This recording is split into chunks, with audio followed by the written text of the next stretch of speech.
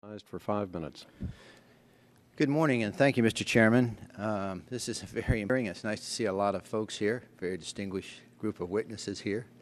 I'm encouraged that your view towards reforming the broken Universal Service Fund is a high priority. There are many different ideas on how to best achieve this, as we can see from the number of witnesses we have today, so I look forward to their testimony. The Universal Service Fund needs to be reformed, and quickly if possible. We can all perhaps agree on that one point. The system is fraught with waste, fraud, and abuse. A major overhaul is necessary. So the question before us is, what are the appropriate goals of the program, and obviously how do we best achieve that? The 1996 Telecom Act codified universal service, but the concept goes back decades earlier to time, and when there was only one phone company. Now the landscape looks a whole lot different, yet the fund is still administered by outdated rules. Among the impacts of the growth of the Universal Service Fund have been the growing universal service fees. This contribution factor is a percentage of interstate end-user revenue that telecom companies must pay, and changes quarterly depending upon the needs of the program. Now, in the second quarter of 2000, the fee was 5.7%. It has since grown to 12.3%. That means that consumers are paying fees in excess of 12% of their monthly phone bills, and that fee is expected to go up to 14% next year.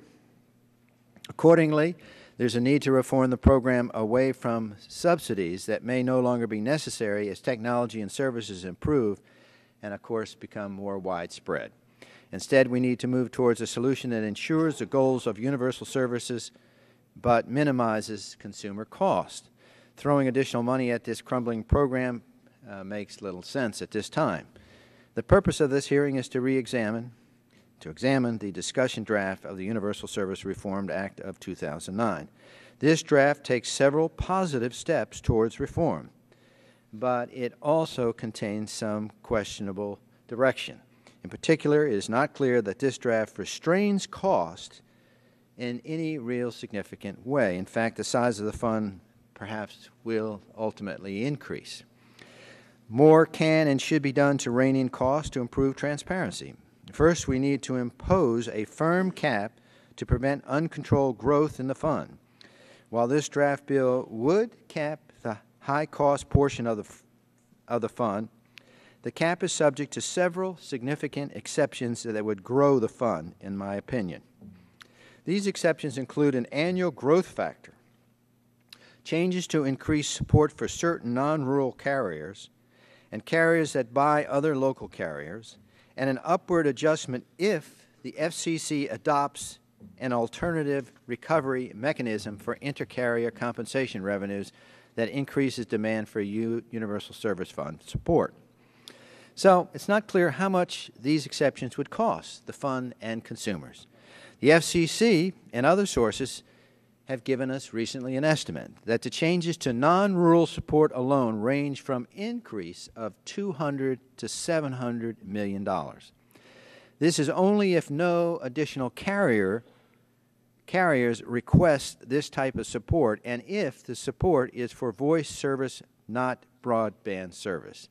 In addition, reforming intercarrier compensation, as this draft would require, could cost upwards of $1 billion. While some of that increase would be offset, I understand, by reduction in other charges, some customers are likely to see their overall phone bills obviously go up. I think we ought to know the price tag before we start handing out subsidies. So I question the reform that's proposed, and I'm hoping that we can find out from our witness today how this would work. Moreover, we need to institute competitive bidding procedures that apply to all carriers. This type of process will help ensure that we are getting the most out of the subsidies. Otherwise, we will continue to see an inefficient use of consumers' money.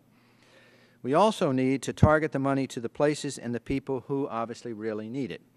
Cable companies, for example, suggest that we eliminate subsidies anywhere there is an unsubsidized wireline provider.